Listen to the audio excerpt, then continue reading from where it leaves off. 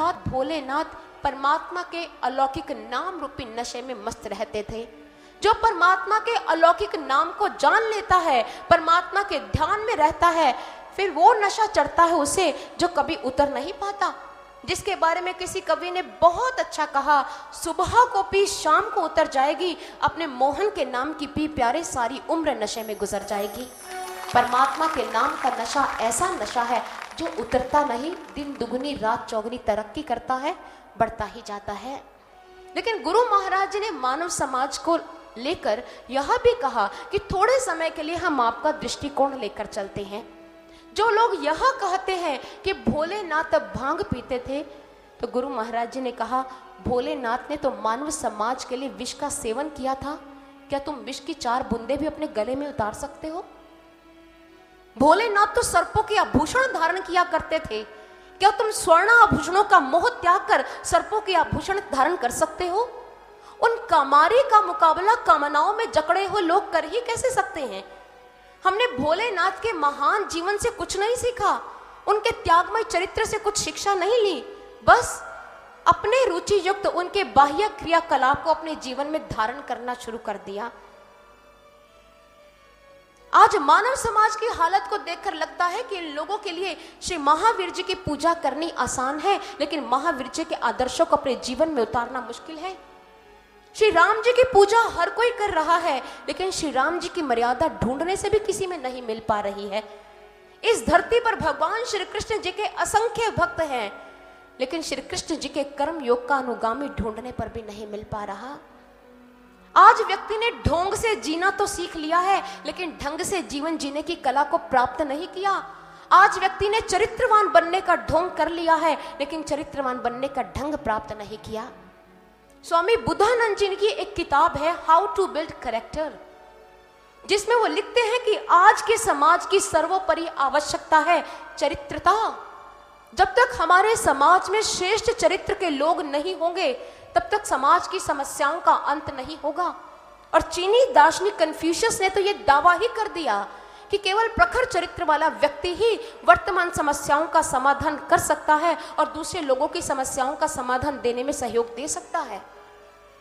ऐसा व्यक्ति अपने सद्गुणों की वजह से आंतरिक जगत का बादशाह कहलाता है। एक बार शिवा ने अपनी माँ जीजाबाई से पूछा, माँ बादशाह किसे कहते हैं? माँ ने कहा, बेटा राजाओं का राजा, सम्राटों का सम्राट, शाहों का शाह बादशाह कहलाता है। शिवा ने कहा, अच्छा माँ, तो मैं भी बड़ा होकर बादशाह बनूंगा? माँ ने कहा, हाँ बेटा, इंसान जो चाहे बन सकता है, जो अपने जीवन में लक्ष्य निर्धारित करे उसको प्राप्त कर सकता है, लेकिन हर एक महान लक्ष्य कुछ कीमत मांगता है, कुछ त्याग चाहता है। अगर तू बादशाह बनना चाहता है तो मेरी बातों को अपने जीवन में धारण कर। पहली बात, अपनी सोच को कभी नीचे मत गिरने दो। जो बनना चाहते हो हमेशा इससे ऊपर की सोचो, और कठिन परिस्थितियों में भी अपनी सोच को नीचे मत आने देना। और दूसरी बात, आलस्य से तुम्हारा किंचित मात्र भी संबंध नहीं होना चाहिए, क्योंकि आलसी व्यक्ति अपने जीवन में सफलता प्राप्त कर ही नहीं सकता है। तीसरी बात, अपनी पत्नी को छोड़कर दुनिया की सारी माताओं में, सारी नारियों में, सारी स्त्रियों में अपनी माँ जीजा को और भवानी को देखोगे, तुम्हें ये जीवन में संकल्प धारण करना होगा, क्योंकि जो अपने चरित्र को नहीं गढ़ सकता वो किसी शासन को क्या गढ़ेगा। और सत्य है, जीजाबाई जी की इन शिक्षाओं को शिवाजी ने अपने जीवन में धारण किया, और इन शिक्षाओं को अपने जीवन में धारण करते हुए अपने गुरुदेव की कृपा से शिवाजी ने स्वराज्य की स्थापना कर दी। और शिवाजी के जीवन में ऐसे अनेकों पल आए जब शत्रु देश की स्त्रियां उनके सामने हैं और उन्हें वो माँ और बेटी कहकर संबोधित कर रहे हैं और उन्हें ससम्मान वापिस उनके राज्य में भेज रहे हैं। शिवाजी आदर्श चरित्र के स्वामी बने रहे। इसलिए ये आदर्श चरित्र आज के मानव की सर्वोपरि आवश्यकता है।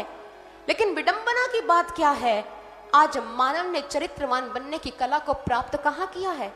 संस्कृत के विद्वानों का एक मत है, वृत्तं यत्नेन संरक्षेत वित्तमेति च याति च अक्षीणो वित्ततः क्षीणो वृतस्तु हतो हतः। उन्होंने कहा कि धन तो आता जाता रहता है, आने जाने वाले धन का महत्व नहीं, महत्व तो चरित्र का है। धन से हीन पुरुष दुर्बल नहीं होता, लेकिन चरित्र से हीन पुरुष दुर्बल कहलाता है।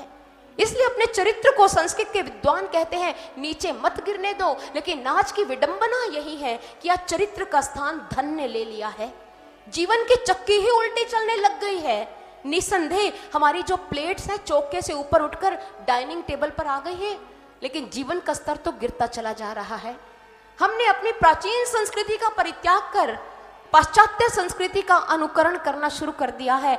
आज भारत देश के युवाओं से पूछना भगत सिंह का जन्मोत्सव कब होता है, वो नहीं बता पाएंगे। उनसे पूछना राजगुरु और सुखदेव ने हमारे देश के लिए क्या किया, उनको नहीं पता होगा। उनको पता होगा वैलेंटाइन डे कब आता है, चॉकलेट डे कब आता है, टेडी डे कब आता है, कॉफी डे कब आता है, कॉकटेल डे कब आता है। उन्हें इन दिनों की स्मृति है। और वैलेंटाइन डे का तो वो ऐसा इंतजार करते हैं कि जैसे इस दिन उनके सारे अरमान पूरे होने हैं। उनसे पूछना 26 जनवरी को क्या हुआ था।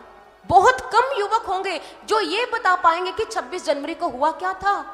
ये हमारे भारत देश के युवाओं की स्थिति है। और भारत देश के युवाओं के चारित्रिक पतन के लिए आजकल कुछ चैनल्स के द्वारा ऐसे ऐसे दूषित कार्यक्रम दिखाए जा रहे हैं कि जिन्हें कोई सपरिवार तो देख ही नहीं सकता।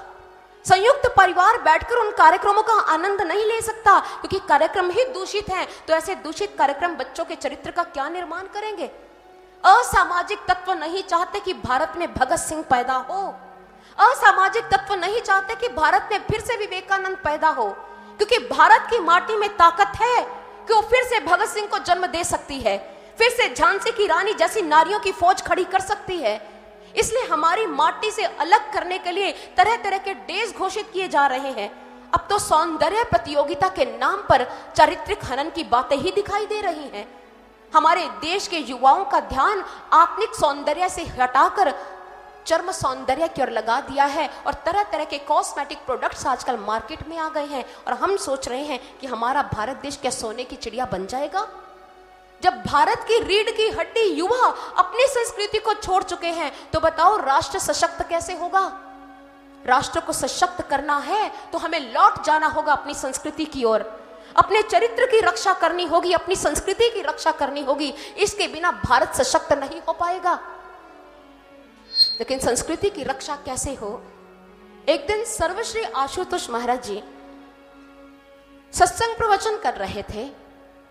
एक व्यक्ति ने प्रश्न पूछा, गुरुदेव चरित्रता किसे कहते हैं।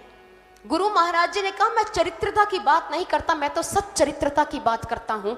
क्योंकि आज का बुद्धिजीवी वर्ग चरित्रता में लेता है खान पान को, पहरावे को, बोलचाल की भाषा को, जो दिखने में जितना सभ्यक है, जितना आधुनिक है, हम कहते हैं कि अच्छे चरित्र वाले हैं।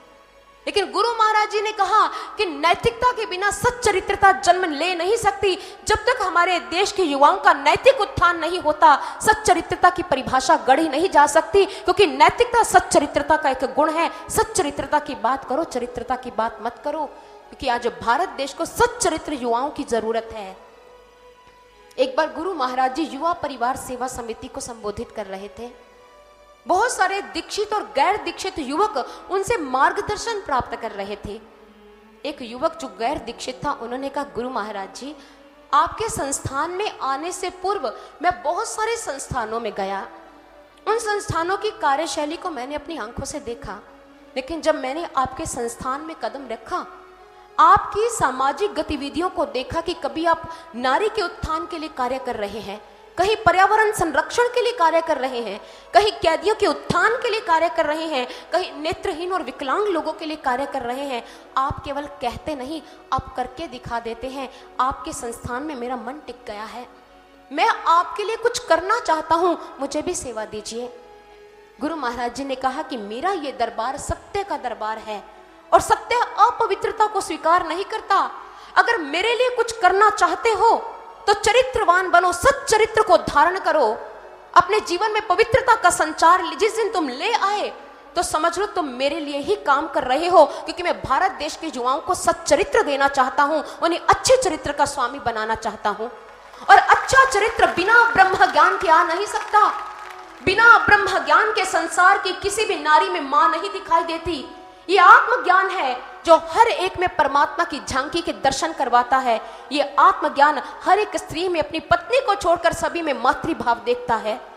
एक वो युवा वर्ग है जिससे भयभीत होकर आज की नारी रात्रि के समय या दोपहर